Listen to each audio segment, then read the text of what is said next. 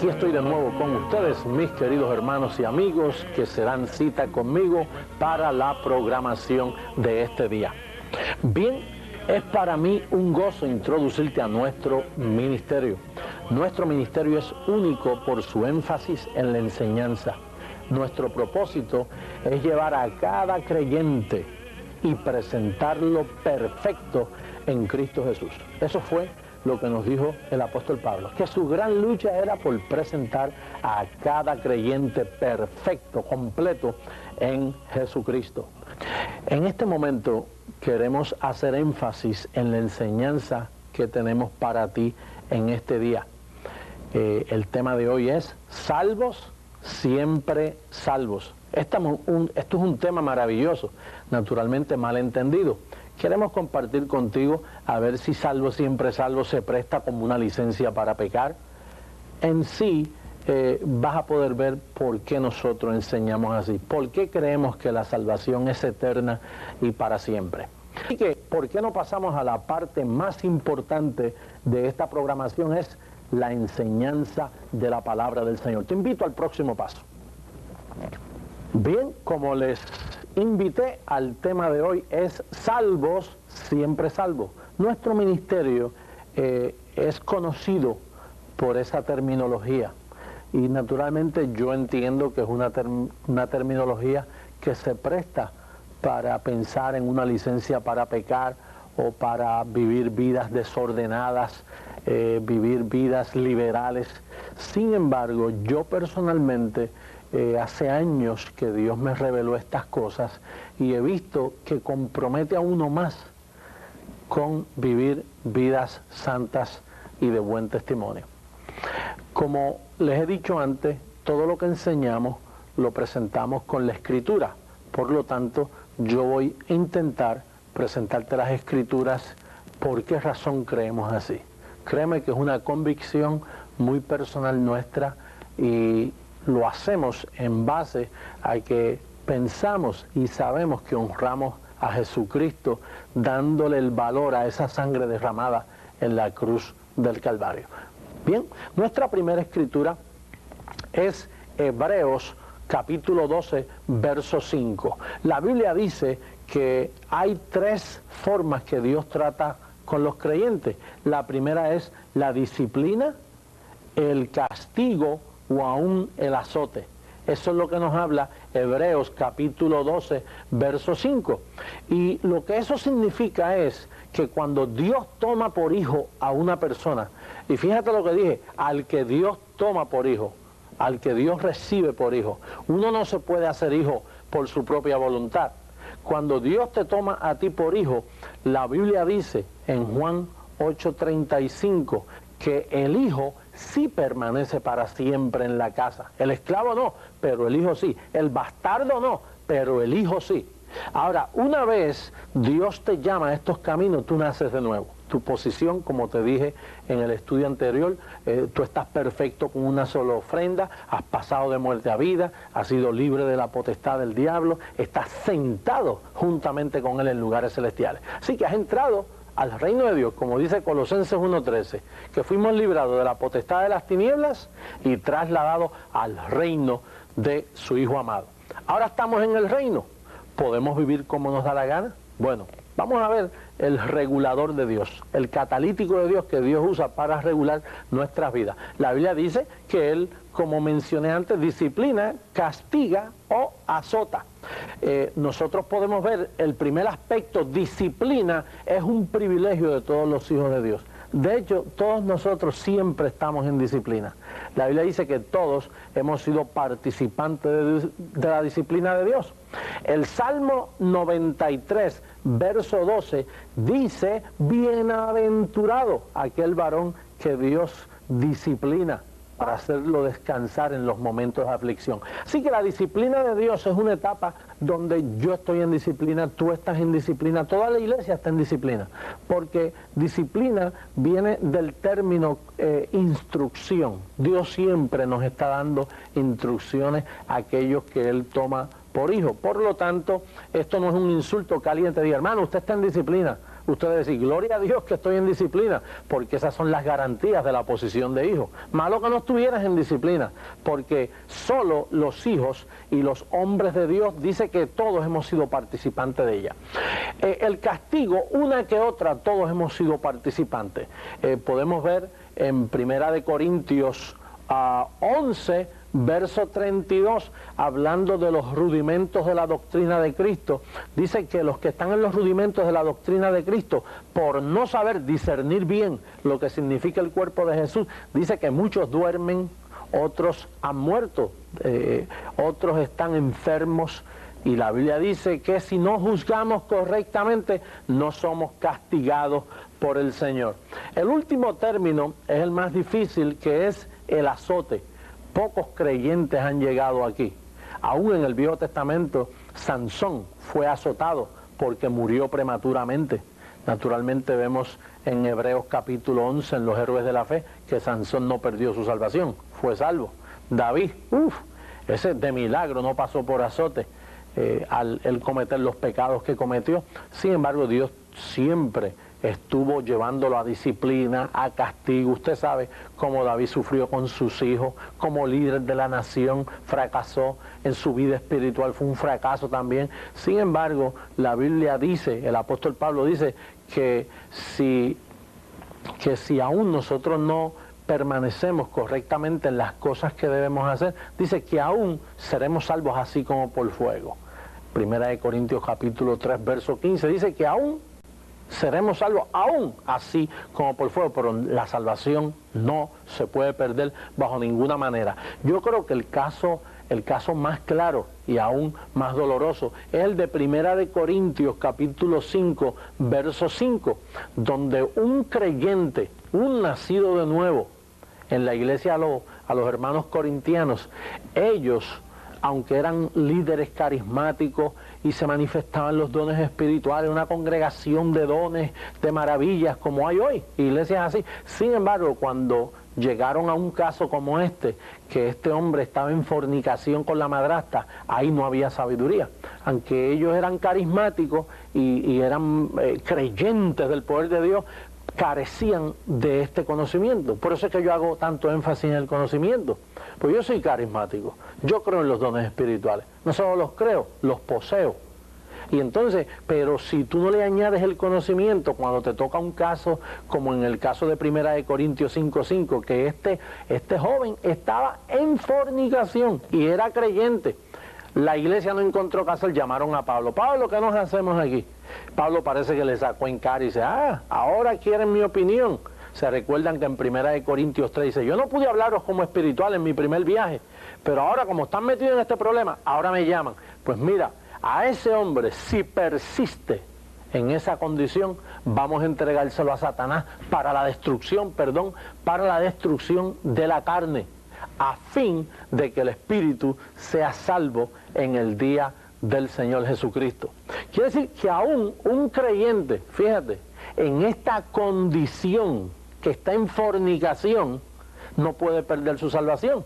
El apóstol, por los labios del apóstol, el arquitecto de nuestra doctrina, dijo, si este hombre persiste en pecar, entonces vamos a entregárselo a Satanás para la destrucción de la carne, a fin de que el espíritu sea salvo en el día del Señor Jesús.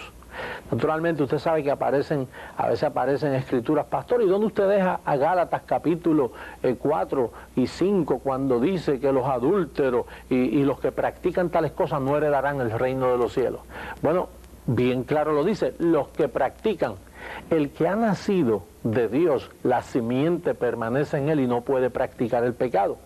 Por lo tanto, cuando Gálatas habla que los que practican, esos son personas que lo practican, que lo hacen continuamente, pero un creyente jamás podrá llegar a la práctica. ¿Por qué? Por causa de que antes que llegue al terreno de la práctica ya la disciplina está presente, ya el castigo está presente, el azote está presente. Por lo tanto, entendemos que a la práctica un creyente no puede llegar jamás, porque Dios ha prometido, esto es una garantía a todos los creyentes, la garantía de que Él te va a disciplinar, castigar o aún azotar. Pero fíjate, el término no pierde su salvación. No puede perder su salvación. Bueno, de perder la salvación alguien la hubiera perdido este creyente de primera carta a los Corintios. En la boca del apóstol nunca hubo una escritura que probara que uno se puede perder. Naturalmente, si tú te vas a los libros de Mateo, Marco, Lucas, Juan, hay escrituras ahí que se prestan. Sin embargo, la doctrina oficial de la iglesia la habló el apóstol Pablo, que fue a quien les revelaron los misterios para nuestra seguridad. Entonces nos preguntamos, pastor, ¿para qué Dios pasar todo este trabajo de disciplina, castigo, azote para después perderse? Mire, Dios es omnisciente. Si uno va a perder la salvación, ¿usted cree que Dios pierde por el tiempo haciendo esto? Para eso no lo hubiera salvado en primer lugar. Pero Dios ha garantizado esta disciplina para todos los creyentes. Sin embargo, mi querido amigo, este pacto de gracia es una cosa tan maravillosa que levanta al caído. Por eso fue que Isaías 35:8 dijo, aquel será un camino llamado camino y calzada de santidad, y por más débil que sea, no se extraviará. Mira, yo llevo 28 años, a este tiempo que te estoy hablando, 28 años en estos caminos. Yo amo al Señor Jesucristo de todo corazón. ¿Por qué? Porque la simiente de Dios está en mí. Yo no quiero pecar. Sin embargo, por mi humana debilidad, hay momentos difíciles en la vida de los creyentes. Pero como yo amo al Señor, Él me ha disciplinado, me ha corregido, me ha castigado y nos mantenemos siempre sirviéndole al Señor. Sin embargo, recuerda que Colosenses 2:11 dice que al echar de vosotros el cuerpo pecaminoso carnal en la circuncisión de Cristo, bíblicamente Dios echó fuera el cuerpo pecaminoso carnal de su presencia. El cuerpo pecaminoso de toda la iglesia, Dios lo echó a un lado para no verlo en pecado. Eso no quiere decir que no vienen malas consecuencias por el pecado, pero delante de Dios, hermano, Él te guarda sin caída y sin mancha. Usted sabe la condición de las iglesias por no conocer estas cosas, como se sienten los creyentes a veces. Se sienten tan infieles que ellos dicen, Señor, mira, mejor llévame. Señor, mira, yo no puedo soportar esta situación. Hermano mío, Él es poderoso para guardarte sin caída y sin mancha. Pero no solo te guarda sin caída y sin mancha, dice que Él es poderoso para presentarte sin sacártelo en cara, con gran alegría delante de su presencia. Esa es la poderosa posición que tenemos en Cristo Jesús. Salmos, este Salmo, el 89, verso 30, esto es un salmo maravilloso que habla proféticamente, fíjate, aún desde el Viejo Testamento, ya la sombra venía hablando lo que iba a manifestarse en la luz, que es el nuevo pacto. A ese Salmo 89, Dios le dijo a David, a la descendencia, que somos todos nosotros, fíjate lo que le dice, si mis hijos dejaren mi ley, dice que los castigaré, dice con azote. Esto es casi lo mismo que Hebreos 12:5, se asimilan estas dos escrituras. Si ellos dejaren mi ley, yo los castigaré, yo los trataré con azotes. Pero hay algo maravilloso que ese Salmo 89 dice, fíjate lo que dice la otra parte del Salmo. Pero, este es el mejor pero que yo he visto en la Escritura, dice, pero, dice, no quitaré de él mi misericordia, no falsearé mi verdad, no olvidaré mi pacto, lo que ha salido por mis labios. Dice, no mudaré, es que yo no cambio. Yo dije que están perfectos con una sola ofrenda. Yo dije que el que ha nacido de Dios, Dios lo guarda y el maligno no le toca. Dice, no mentiré a David, su descendencia permanecerá para siempre. Dice, juré, fíjate lo que dice, juré por mi santidad. Fíjate lo que significa la salvación. Dice, juré por mi santidad, no mentiré a David.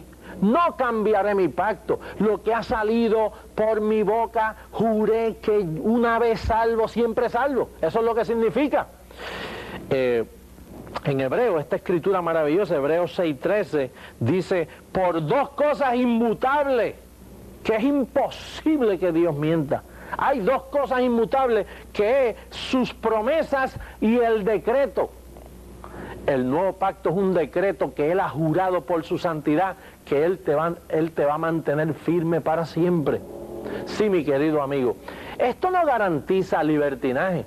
Yo hasta ahora, en mi pastorado de gracia, yo tengo que confesarles que yo no conocía estas cosas. Yo era una persona muy insegura en mi experiencia personal con Jesucristo. Y por muchos años yo pensaba que podía perderme. A veces yo tenía una inseguridad que cada vez que hacían un llamado al frente, a los púlpitos de la iglesia, yo pasaba: Señor, sálvame, no me dejes en tu venida, por desconocimiento del pacto. Una vez entendí mi posición en Cristo Jesús, me di cuenta que un creyente no puede perder su salvación. Pero eso no garantiza que él puede convertir el pacto en una licencia para pecar. Fíjate que el apóstol Pablo, cuando fue a Roma, él enseñó estas mismas cosas. Si tú lees a Romanos capítulo 5, tú vas a ver el pacto maravilloso. Si tú lees a Romanos 6, tú vas a ver que estás muerto al pecado. Si tú ves a Romanos 7, vas a ver que estás libre de la ley. Si ves a Romanos 8, vas a ver la ley del Espíritu de vida, librándote de la ley del pecado y de la muerte. Ahora, cuando Pablo enseñó estas verdades, ¿tú sabes lo que pensaron los romanos? Le dijeron: Pablo, entonces pues uno puede pecar para que abunde la gracia.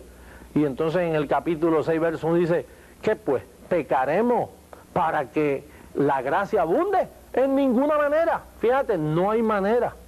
A veces a mí me duele tanto cuando malinterpretan nuestras enseñanzas. Dicen: no, ellos enseñan esto y enseñan que se puede pecar y enseñan que se puede vivir como les da la gana. De hecho, esa es nuestra persecución. Y yo creo que la merecemos, esa persecución, porque todo el que enseñe gracia será perseguido. A Pablo lo malentendieron, casi todas las iglesias lo malentendieron. Sin embargo, él dijo: ¿pecaremos pues para que la gracia abunde? En ninguna manera. ¿O no sabéis que los que hemos muerto en Cristo Jesús hemos muerto al pecado? Así que, mi querido amigo, yo aquí en este estudio hay unas enseñanzas. Yo le llamo a esto versos mal usados. Yo te diría que casi siempre todos los creyentes piensan que se pueden perder, o pueden perder su salvación por esto, por las 10 vírgenes. Dice que 5 eran insensatas y 5 prudentes. Y entonces ellos piensan que porque no llevan aceite se pueden perder. Sin embargo, el contexto de este verso al final dice: apartado de mí, no os conozco. Y Él a ti te conoce por nombre. Fíjate que tu nombre está escrito en el libro de la vida. ¿Cómo ahora Cristo se va a negar diciéndote que no te conoce? Otro verso mal usado es: el que perseverare hasta el fin, este será salvo. Y sin embargo, ese capítulo lo que dice: el que perseverare hasta el fin será salvo de aquella grande tribulación. Pero tú no eres salvo por perseverar, tú eres salvo por la sangre de Jesús. Eso es un acto instantáneo. Cuando tú recibes a Jesús, pues eres salvo. Naturalmente se espera que tú perseveres para recompensa, no para salvación, para recompensa, para no morir prematuramente, para un castigo, para un azote. Pero una vez tú estás salvo, eso es un estado eterno. Otro verso mal usado: mira que no te quiten tu corona. Está hablando ahí de recompensa, porque lo que tú has recibido, eso nadie te lo puede quitar. Tú estás sellado con el Espíritu Santo, eso es un sello interno en tu espíritu, en el hombre interior. Eso no hay quien te lo quite.